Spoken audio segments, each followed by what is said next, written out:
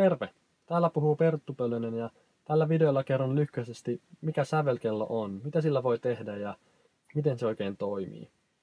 Sävelkello on siis apuväline, työkalu musiikin teorian opettamiseen. Eli sillä voi demonstroida ja auttaa lapsia, opiskelijoita hahmottumaan, miten asteikot, soinnut, moodit, intervallit, sävellajit, sointuasteet, miten nämä kaikki oikein toimii.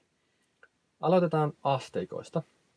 Meillä on siis taustalevy, jossa on 12 säveltä. Kromaattinen asteikko C-stä C-hen on käännetty ympyrän muotoon. Eli pianon mustat koskettimet on merkattu täällä pienillä mustilla palkeilla. Niin tähän päälle voidaan nyt asettaa asteikkokiekko, ikään kuin sapluuna, joka peittää sellaiset sävelet, jotka ei kuulu tässä tapauksessa duuriasteikkoon. Näistä koloista, numeroiduista koloista tulee esiin ne sävelet, mitkä kuuluu siihen asteikkoon. Eli silloin kun ykkönen osoittaa C-tä, meillä on siis C-duuriasteikko toisin sanottuna. Täältä kehältä voidaan lukea C, D, E, F, G, A, H, C. Se on C-duuriasteikko.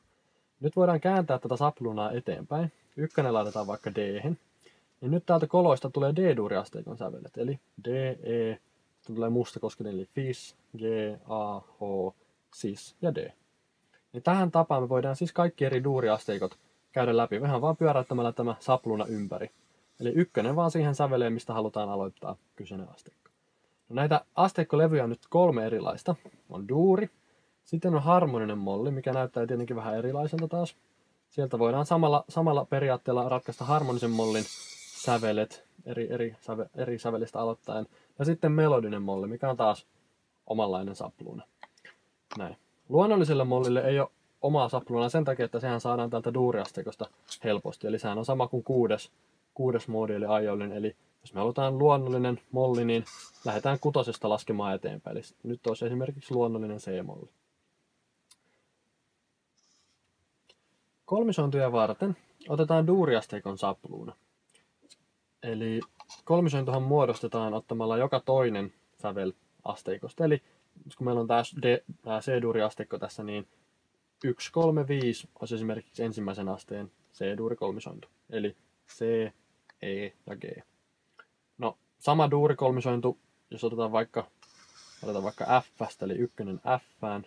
Nythän se olisi F1, 3A ja 5C, F, A, C. No, pikasääntöhän on, että ykköstä saadaan duuri ja kakkosesta molli, mutta tämähän tarkoittaa sitä, että nämä numerot niin esittää myös näitä sointuasteita. Eli jos meillä sävellaji, eli numero 1 on nyt C-duuri, niin toinen astehan on D, 3. aste on E, 4. aste on F ja niin edespäin.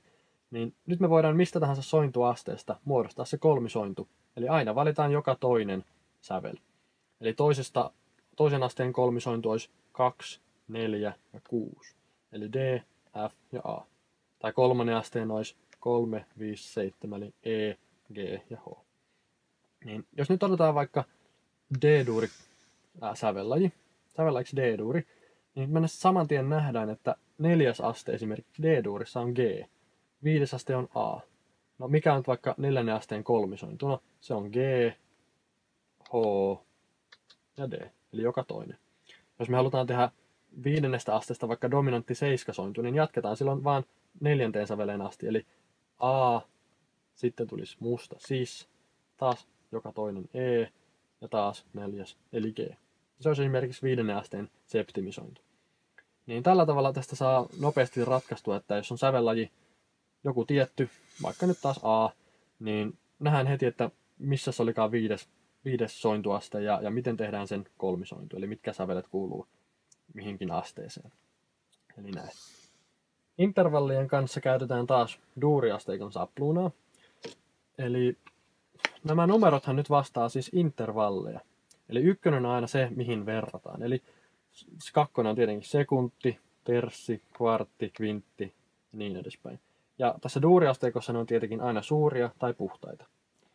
Eli jos halutaan nyt vaikka, sanotaan F-sävelestä, eli 1 F:ään, F-sävelestä suuri terssi, eli 3, niin silloin se on F ja A. Jos halutaan F-sävelestä vaikka puhdas kvintti, niin otetaan 5, eli F ja C. Tai toinen esimerkki otetaan vaikka Aasta suuri sekunti, niin sehän on 2 silloin, eli A ja H. Niin tällä tavalla tällä voi nopsaa ratkaista kaikki suuret ja puhtaat intervallit. Eli ykkönen on aina se alempi sävel, ja sitten itse saadaan päättää, että mikä on se ylempi sävel. Pieniin ja vähennettyihin pitää muistaa sellainen sääntö, että aina pitää vähentää puolikas sävelaskel. Ja tässä opettajaa tietenkin tarvitaan siinä, että muistuttaa näistä enharmonisista vastineista. Mutta esimerkkinä, jos otetaan vaikka pieni terssi C:stä, niin kun suuri terssi on C ja E, niin silloin kun vähennetään se puolikas, niin täältä voidaan kurkkaa, että se olisi S. Eli pieni terssi on C ja S. Tai otetaan vaikka vähennetty kvintti, niin kun puhdas kvintti olisi 1 ja 5, C ja G, niin silloin se vähennetty on siis silloin tässä, katsotaan sieltä Gs. Niin tällä tavalla voi tarkistaa, että miten joku intervalli meni mistäkin sävelestä. Eli se on helppo aina katsoa, että ykkönen siihen alempaan säveleen ja sitten tarkistetaan, että miten on se ylempi sävel. Onko se suuri, puhdas, pieni vai vähennetty. Moodit. Moodit on yllättävän simppeli näyttää sävelkellolla. Aloitetaan duuriasteikon moodeista. Niin tässähän tarkoittaa nyt sitä, että nämä numerot, ne vastaa nyt niitä moodeja tietenkin. Eli jooninen, doorinen, fryyginen, lyydinen, miksolyydinen, aiolinen ja lokrinen. Niin jos me halutaan nyt selvittää vaikka doorinen asteikko, niin se tarkoittaa vain sitä, että me aletaan laskemaan sitä asteikko kakkosesta ja kakkosesta ympäri kakkoseen. Eli jos me halutaan nyt vaikka sanotaan C-doorinen, niin silloin kakkonen eli doorinen käännetään C-hen. Nyt meillä on C-doorinen asteikko. C, D, S, F, G, A, B, C. No, jos me halutaan vaikka miksolyydinen asteikko, eli vitonen. No, miksolyydinen asteikko D-stä. Käännetään vitonen D-hen ja luetaan taas ympäri. D, E, 5, G, A, O, C ja D. Eli tällä tavalla me saadaan siis kaikki 7 moodia, niin mistä tahansa sävelestä siis todella nopeasti. Eli valitaan moodi ja käännetään se siihen säveleen, mistä halutaan se tarkistaa. Eli näin. No, moodithan on totta kai harmonisella mollilla ja melodisellakin mollilla, vaikka ne onkin harvinaisempia. Mutta tällä sävelkellolla se onkin helppo katsoa, että vaikka melodinen molli, sanotaan nyt, että no 7. moodihan on alt-asteikko, jatsissa paljon käytetty, niin tästä on aika nopeasti katsoa, että alt-asteikko vaikka sanotaan nyt no F:stä, niin menee näin. Tai alt-asteikko A:sta menee näin. Eli periaate on edelleen sama, mutta nopeata on tarkistaa, että miten se oikein menee. Ja duuriasteikon kanssa, noiden kirkkosävelleen kanssa, niin se on helppo havainnoida, että ne on aina ne samat sävelet, mutta moodi tarkoittaa ainoastaan sitä, että lähdetään eri kohtaa sitä asteikkoa laskemaan ympäri. Eli monethan muistaa, että doorin lähtee D:stä, mutta että miten se menikään Fissasta vaikka. Niin tällä pystyy katsomaan, että näin se toimii. Yksi huomautus, mikä pitää muistaa vielä sävelkellon kanssa tehdessä, on aina tietenkin nämä enharmoniset vastineet. Eli kun meillä on vaikka G-duuriasteikko, niin meillä kun täällä on molemmat sävelet, eli Fis ja Ges, ja kun mietitään, että no kumpi niistä nyt on se oikea, tai että milloin tietää, että kumpi pitää valita, niin yksi hyvä nyrkkisääntö on tietenkin se, että sama sävel ei voi esiintyä 2 kertaa samassa asteikossa, siis sama kanta. Eli meillä ei voi olla sekä G:tä että Gessää. Tavallaan se aina ajaa sitten toisen vaihtoehdon pois, että okei, no sitten meillä on Fissa.